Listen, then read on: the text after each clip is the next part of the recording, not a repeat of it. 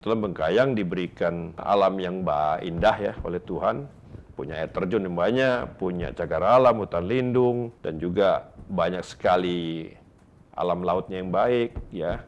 Pantainya juga panjang, termasuk juga dataran-dataran tingginya. Dan ini semua pernah menjadi nominasi juara di Anugerah Pesona Indonesia.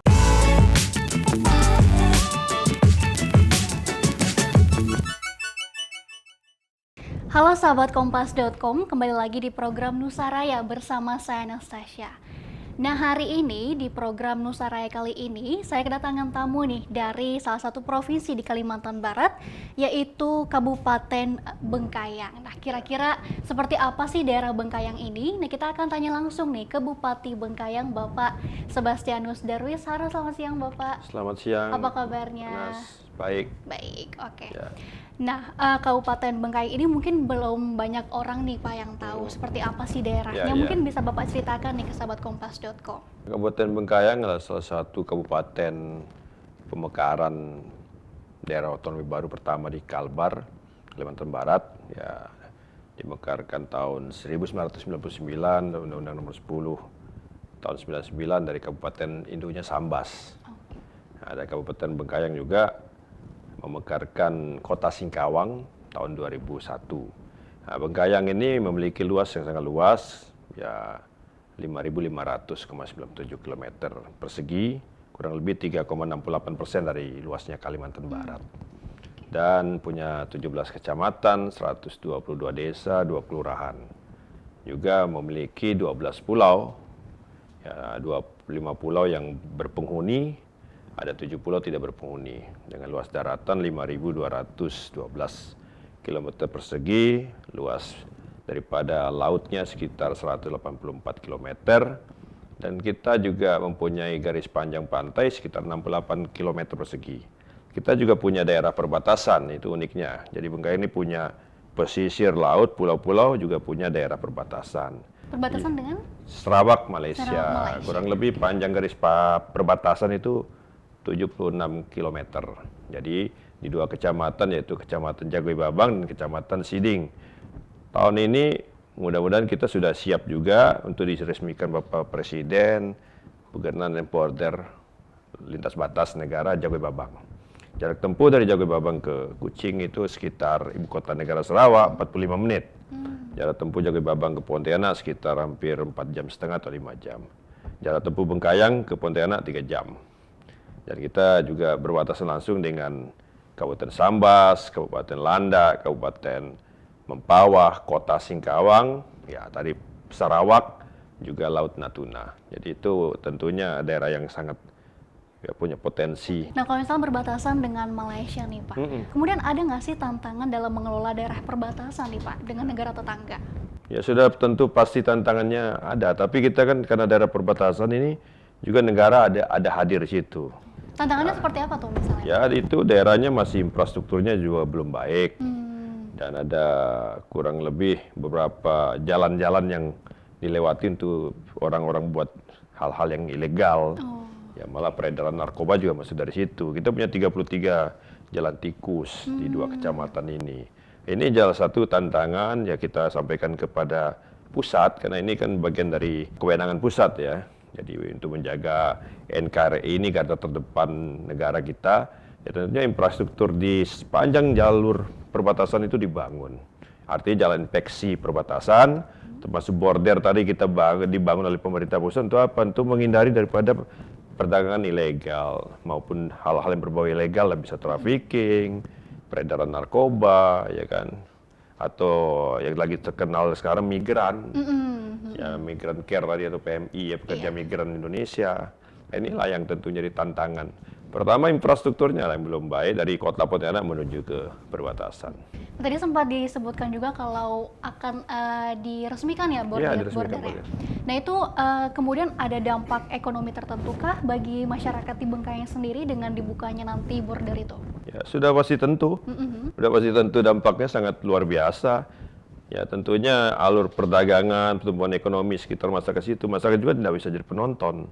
Ini harus kita berdayakan, kita bina, kita latih, bagaimana juga bisa membuka usaha, ya wirausaha. Dan tentunya dampak untuk kabupaten, orang akan ramai berkunjung, baik yang dari Kalbar, Dula Kalbar maupun dari negara lain ya. Karena Kucing Sarawak ini pintu masuk wisatawan dari luar negeri juga ke Sarawak. Ya, tujuan juga bisa bagaimana dia bisa masuk ke Bengkayang, ke Pontianak juga nanti ke daerah Indonesia lainnya. Jadi sangat adalah untuk pertumbuhan ekonomi di situ. Jadi bisa pertumbuhan jadi ekonomi baru. semacam pintu masuk untuk wisatawan Ya, asing juga ke ya, Indonesia ya. ya. Wisatawan asing, perdagangan, ya kan? Ya baik perdagangan ya antar negara, ekspor impor, termasuk juga tentunya potensi alam kita ya lewat pertanian perkebunan hasilnya bisa kita jual ke situ.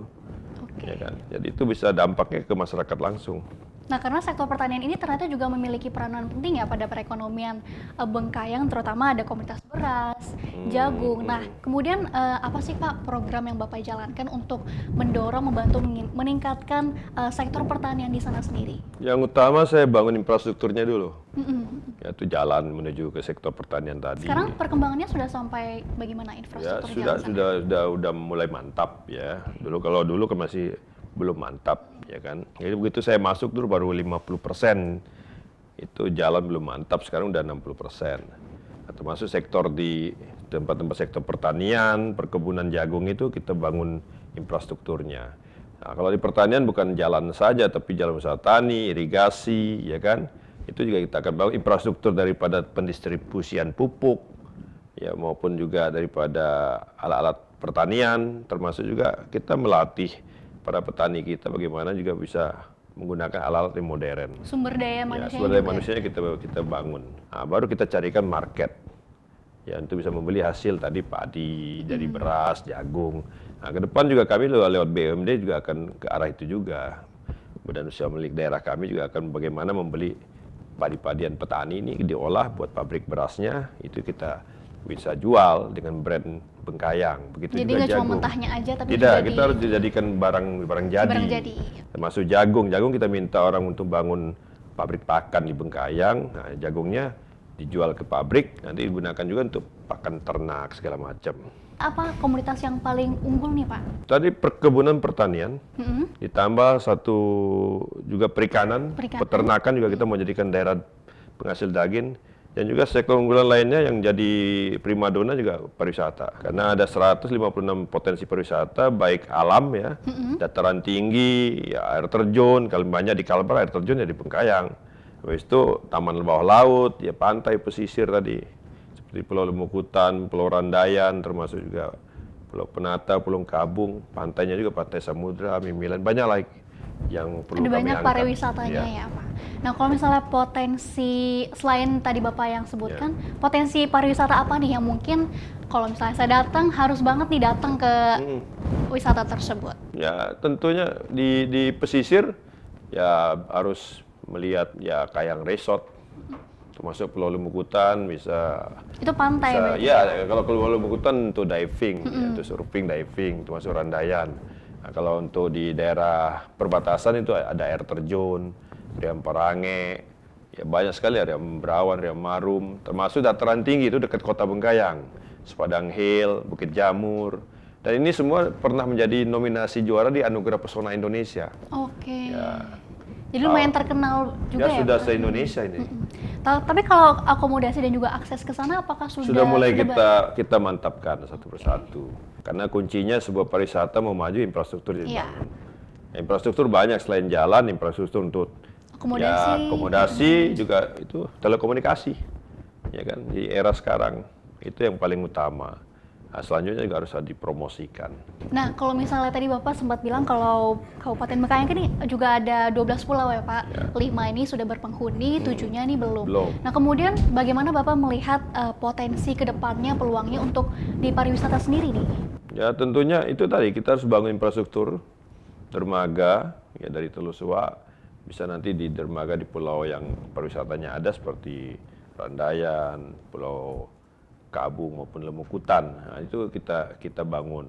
Termasuk jalan lingkungannya, termasuk juga sanitasinya, termasuk juga masyarakatnya kita edukasi. Ya kan? Edukasi bagaimana menerima para wisatawan dari luar. Ya keramahannya, habis itu lingkungannya. Ini juga kita harus kembangkan, termasuk mereka dilatih menjadi guide yang baik. Ini salah satu Ini ada program. pelatihannya berarti Pak? Ya, Ada. supaya orang mau datang ke pulau-pulau kita. Nah mungkin selain pariwisata ada hasil UMKM nggak nih Pak yang khas dari Bengkayang nih? Buat oleh-oleh gitu misalnya. Ya. Di Bengkayang banyak sekali UMKM, ada jale itu jagung ledo, keripik anem, juga ada beberapa produk-produk kerajinan, ya bidai termasuk ya tas-tasan dari anyaman rotan, gelang, itu sudah go internasional semua, udah dijual ke luar negeri juga. Nah, termasuk ya hasil bumi lautnya juga kita udah buat produk ikan, ya, termasuk pala itu kita buat asinan, ya kan, rumput laut juga kita buat, nah, tengkawang itu juga dijadikan minyak tengkawang yang punya nilai yang tinggi, dan ini juga dijual ke daerah-daerah di sekitar Bengkayang, Kalbar maupun di luar Indonesia. Banyak sekali berarti hasil UMKM-nya. Nah, yang juga menarik nih Pak, salah satu desa di Kabupaten Bengkayang, tadi sempat Bapak ceritakan juga kalau mendapatkan penghargaan skala nasional nih, yaitu Desa Wisata Cipta Karya nih Pak, yang berhasil masuk 75 besar ya, Desa Wisata Terbaik. Bisa diceritakan nih Pak, apa sih potensi yang ada di sana sehingga bisa mendapatkan penghargaan seperti ini nih Pak? Yang jelas masyarakatnya mau untuk menjadikan Desa Cipta Karya ini jadi desa wisata, termasuk kepemimpinan kepala desanya, beberapa ya BUMDesnya, termasuk juga Pokdarwisnya. Ini nyatu dibantu pemerintah untuk mendorong itu. Nah, 2021 di Desa Wisata Cipta Karya ini ada dulu Sepadang Hill masuk Anugerah Pesona Indonesia terbaik, terfavorit dataran tinggi. Nah, dari situ baru kita mulai majukan beberapa daerah di Cipta Karya ini, beberapa tempat wisatanya kita angkat.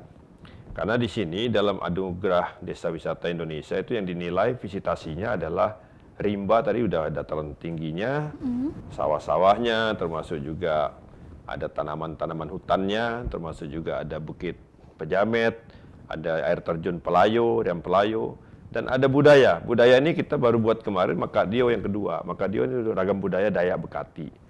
Nah, saya yakin dengan adanya rimba dan budaya ini, ya target bukan 75 besar aja, bisa jadi 3 besar.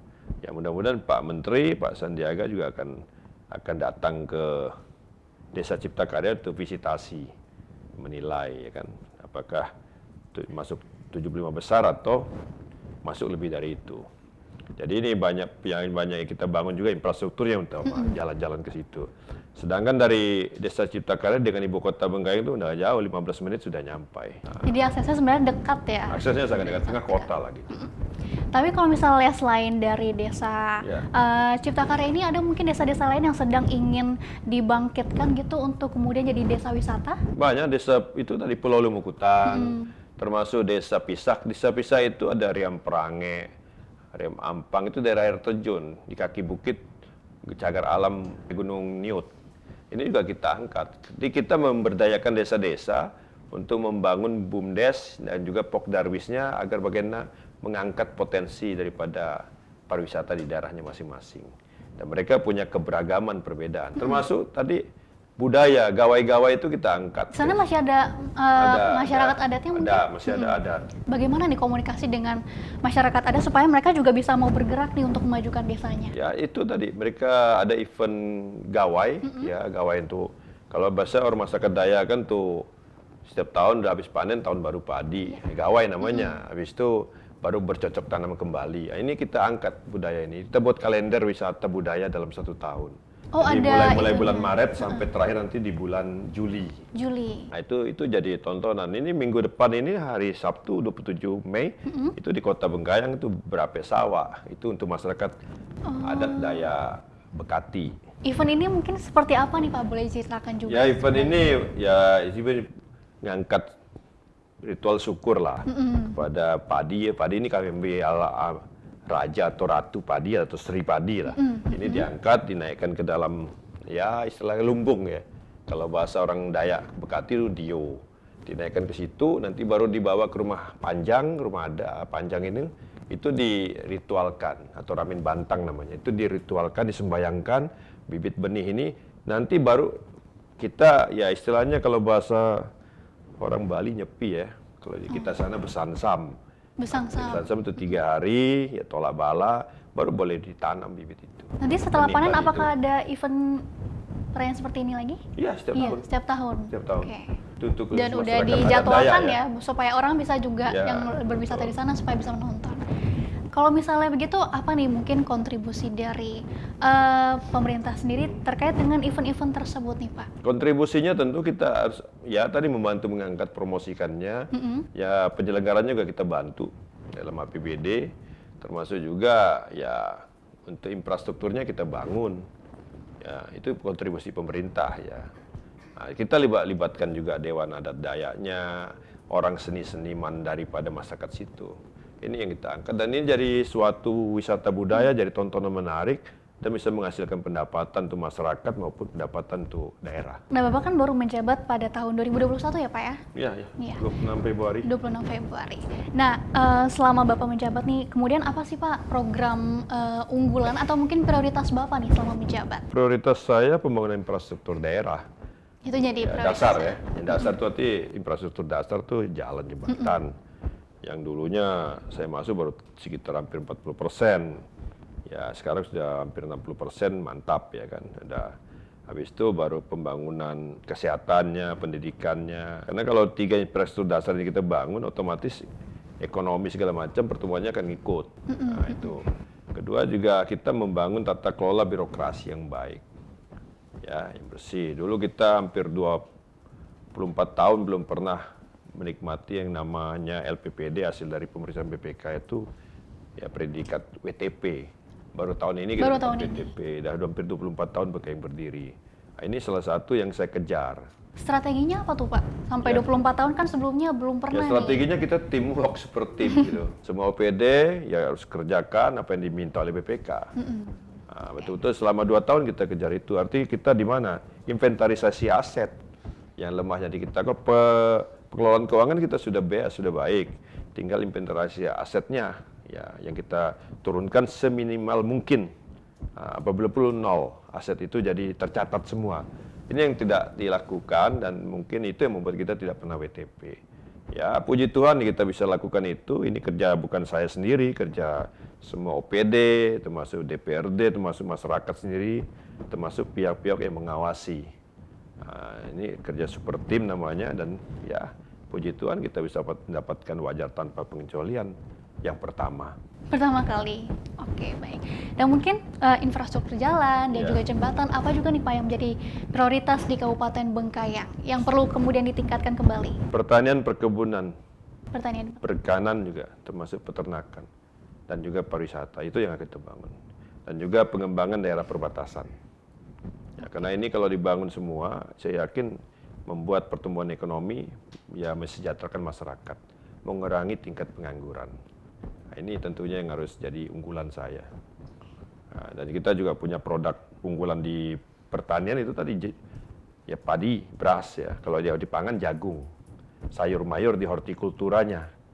Nah, dan kita punya laut tadi tentunya ikan laut dan ikan air tawar juga kita kembangkan. Kalau di daerah lain tidak punya laut seperti Bengkayang, dan itu di Laut Cina Selatan itu ikannya paling gede, paling banyak, paling besar. Ini yang harus kita tingkatkan para nelayannya, termasuk infrastrukturnya, termasuk juga alat-alat tangkapnya, termasuk kapalnya untuk nelayan, permodalannya. Begitu juga petani tadi, ya kita juga membangun infrastruktur pertanian, perkebunannya, dan juga permodalan mereka juga, pelatihan untuk mereka juga. Dan selanjutnya apa? Market, carikan dia market, pasar supaya harga itu tidak turun naik, tetap stabil dan petani akan untung di situ. Itu juga yang terakhir adalah pariwisata. Nah, ini yang banyak merangkul para pekerja juga, ya kan? Karena perlu betul-betul Bengkayang diberikan alam yang indah ya oleh Tuhan, punya air terjun yang banyak, punya cagar alam, hutan lindung, dan juga banyak sekali alam lautnya yang baik, ya, pantainya juga panjang, termasuk juga dataran-dataran tingginya. Nah, ini juga menjadi potensi yang akan saya angkat. Karena kemana lagi di Kalbar yang jarak tempuhnya dekat untuk orang-orang di kota seperti Pontianak maupun sekitarnya untuk berwisata ya di tempat kita. Termasuk kita juga mengajak investor untuk membangun akomodasi. artinya perhotelan, ya pihak travel, termasuk pihak ya kayak taksi segala macam lah. Oke, nah kemudian bagaimana nih Pak dengan pertumbuhan Kabupaten Bengkayang pasca pandemi kemarin kan semua daerah mungkin kesulitan nih. Bagaimana sekarang perkembangannya nih Pak? Apakah berkembang dengan pesat atau seperti apa? Ya kita memang pandemi mengganggu ya hampir semua daerah, tapi kita tetap ya kukuh ya bagaimana melawan daripada pandemi ini. Arti tetap bekerja, baik ya di birokrasinya, pemerintahannya maupun di pihak masyarakatnya ya, pedagangnya, semuanya bekerja. Jadinya pandemi ini mampu kita lewati. Ya contohnya pertumbuhan ekonomi kita tidak mengaruh situ, tetap 4,90%, ya kan? Dan juga tingkat pengangguran terbuka kita 2,84%. Juga masyarakat kita tidak terpengaruh karena masyarakat kita rata-rata petani. Oke. Ya, petani, Jadi pekebun. sektor yang paling berpengaruh dalam pertumbuhan ekonomi ini pertanian berarti Pak? Tidak, pertanian tidak pengaruh karena Maksudnya ke dalam perkembangan ekonominya? tidak ada pengaruh. Ya, apalagi kemarin waktu pandemi harga sawit bagus, ya harga jagung juga bagus sampai 5-6 ribu, jadi tidak ngaruh. Kecuali di perkotaan itu ngaruh. Kalau di kita tidak terpengaruh lah. Ya memang terpengaruhnya geraknya nggak terasa ya Nggak sebebas dulu. bebas yang kayak dulu. Tapi setelah pandemi ini ya makin menggeliat lagi lah pertumbuhan ekonomi di tempat kami. Target kita bisa 5% lah. Nah kemudian sektor apa nih Pak yang kemudian menyumbang pendapatan paling besar pada pendapatan Kabupaten Bengkayang? Apakah dari sektor pertaniannya atau mungkin dari pariwisatanya? Ya paling masih sekarang mendominan masih di pertanian. Pertanian. Oke. Pariwisata nih menyusul ya karena kita juga mulai sekarang udah hampir setelah pandemi ini udah banyak bikin event-event tadi. Nah, dengan banyak bikin event kan otomatis banyak orang datang ke Bengkayang. Mengundang Ya, pariwisata. pariwisata untuk datang berkunjung, nginap itu kan menghasilkan ya kan. Ya baik hotelnya, restorannya maupun tempat pariwisata tadi. Banyak juga ya Pak berarti orang Malaysia yang datang ke Bengkayang Banyak, Pak? banyak. Karena paling dekat gitu ya, Ya, itunya betul. perbatasannya. Nah kemudian pada 27 April kemarin ini kan baru berulang tahun nih Pak ke Ya, 23 ya Pak? 24. Kemudian apa sih Pak harapan Bapak untuk Kabupaten Bengkayang nih ke depannya kan sudah 24 tahun nih Pak? Harapannya ya tentunya ya kami berjuang membangun Bengkayang terutama infrastrukturnya yang belum sama sekali ada jalan. Ya itu kita bangun sampai di daerah perbatasan termasuk di kepulauan juga. Ya pembangunan infrastruktur ini panjang banyak termasuk jembatan, listrik, telekomunikasi ini harus sudah masuk ke semua desa. Makanya saya punya ada misi kelima itu menjadikan desa smart, ya kan? Ya, desa pintar. Artinya itu infrastruktur harus kita bangun.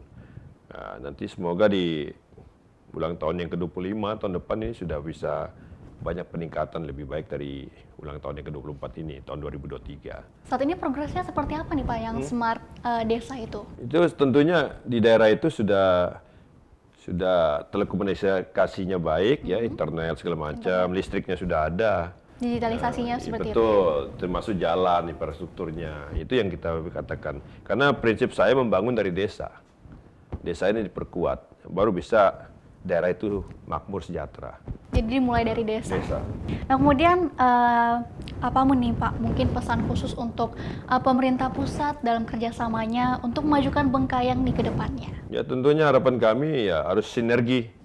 Ya kita masih tetap mengharapkan bantuan dari pemerintah pusat, ya dari beberapa kementerian lembaga. Khususnya apa nih Pak? Ya membantu untuk ya artinya peningkatan pembangunan di bidang infrastruktur tadi, ya dana-dana bantuan dari dana alokasi khusus, dana transfer dan lain-lain. Karena kabupaten, ya baik kabupaten dimanapun tentu masih berharap ke itu.